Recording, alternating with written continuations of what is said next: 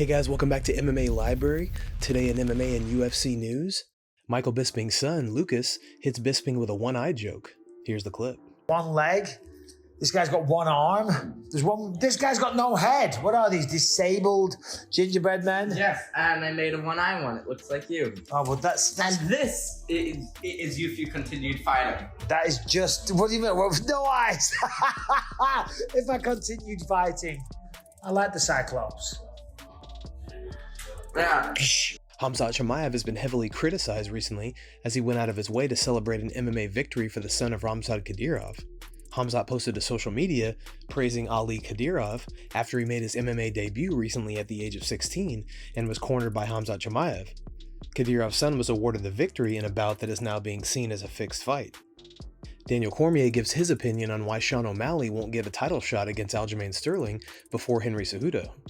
I get the frustration from Sean O'Malley, but I also know that it really won't make much of a difference because of the position that O'Malley himself is in. O'Malley, as we have discussed time and time again, is a star. People tune in to watch him, he's box office.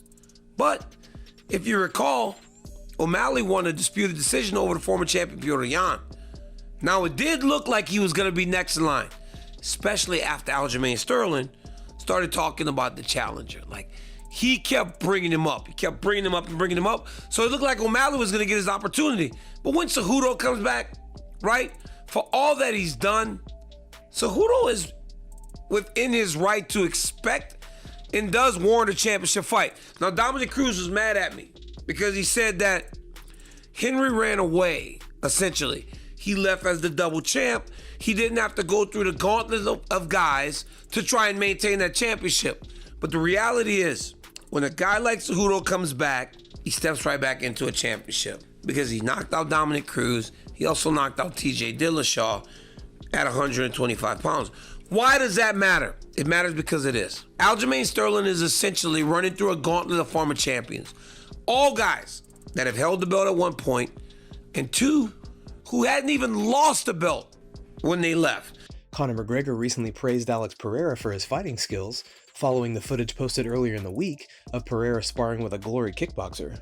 McGregor said Pereira was a solid fighter with great stability, and he can't wait to see the rivalry with Adesanya play out in their fourth fight. As close as each fight is, with no time limit, Izzy still keeps the belt. UFC Hall of Famer Stephan Bonner has passed away at the age of 45. The former competitor is thought to have passed from heart complications while at work this past Thursday. The UFC gave its condolences in a tweet saying, "The UFC family is saddened by the passing of UFC Hall of Famer Stephan Bonner. We send our sincerest condolences to his family and friends." Ariel Helwani said, "Horrible news. Not hyperbole to state that without Stephan Bonner's contributions on Tough 1 and the finale, the sport isn't what it is today. He will forever be an extremely important part of MMA history. May he rest in peace." Deron Winn has been cut from the UFC following an accident that took place at the UFC PI. Deron was scheduled to fight at UFC Vegas 65 last weekend, however he fainted during training and sustained a mild concussion, ruling him out of the bout. After the news broke recently, Deron posted to Twitter, "Being released after a freak accident on their property the week before Christmas, man. It's business, not personal. Has never been more real." What's up, guys? I just wanted to come on here and kind of make a video about what's going on right now. I'd rather be able to vocalize it than, type something. I think I communicate better this way. So I think Tuesday, I got a phone call from Hunter Campbell from the UFC, and I guess, we decided to part ways. He, just explained some things to me about, my resume and my career that, adds up. But I also said a few things that, try to defend myself. And I just feel like this wasn't the reason to let me go. I think that, they've had reasons in the past to let me go, but I just wished that I could have went out on my shield. I would have rather went out with a loss or, even a boring win. Than such a accidental, just a freak accident situation that happened to me at the PI. They have it on camera. Their employees are the ones who would, took care of me. They withdrew me from the fight. It wasn't me. While I was at the hospital, they tried to put IVs in me, and one, you can't have an IV for drug testing before you fight, and it would put weight on you. And I tried to refuse the IV. I called Dr. Davidson, and I tried to tell him that I didn't want the IV so I could fight. And it was at that time he told me, I'm sorry, you're not going to be able to fight due to liability reasons.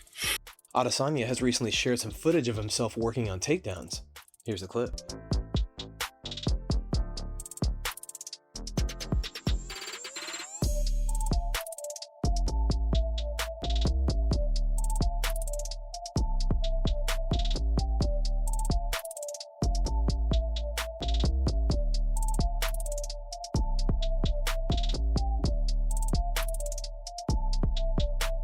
Back in December of 2016, Mike Goldberg was told that UFC 207 would be his last as a commentator.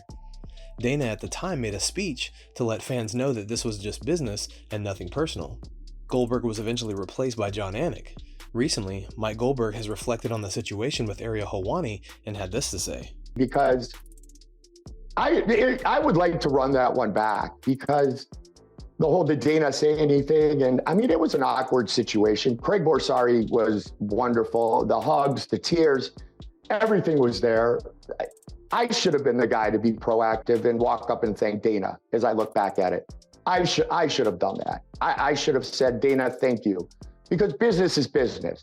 Sean O'Malley and Tim Welch discussed the scheduled fight that's set to take place next year between Corey Sandhagen and Chito Vera. Here's the clip. That's a sweet fight. I think Corey's gonna be too fast, but Chito has that pace. He walks people down. That's a sweet fight. I feel like, I don't know, because you saw Peter beat Corey and stuff, but I'm like, a stationary target, they're always gonna have a tough time against Corey. And I always count Chito out, so I'd have to wait. I know, that's a tough one. What do you guys think? Yeah, with Chito though, like even with the Frankie Edgar fight, like sometimes he comes on late and his cardio is fantastic. Yeah. So with Chito, he might be losing, Corey might be winning on points the first 3 rounds, Yeah. and then Chito comes out and pulls something out in the 4th or 5th round. If assuming it's a 5-round fight, who knows how they're gonna do this. Dude, I want to see them announce it, because that fight right there, that's huge. That's title eliminator right there. Yeah, Chito's just durable, and he's just rolling with so much confidence right now. Confidence in his training, just confidence in his performance, and he's a fucking durable kid. Yeah. So, yeah. And it looks like he does saunas, he cold plunge, he eats healthy. Yeah. Looks like he's in it. Like, we probably have a lot more similarities. He hates me. He fucking does not like me. Like, I've heard him talk about me, he just doesn't like me. And I get it. I whooped his ass. I wouldn't like someone that whooped my ass either. But he looks like he's in the game for longevity. He wants to be around for a long time and be world champ, so.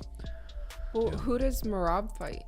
No one gives a who Merab Merab fight. is... Guys, thanks so much for checking out the video. If you like the content we do here on this channel, don't forget to like and subscribe to MMA Library for all the latest MMA and UFC news. We'll see you in the next video.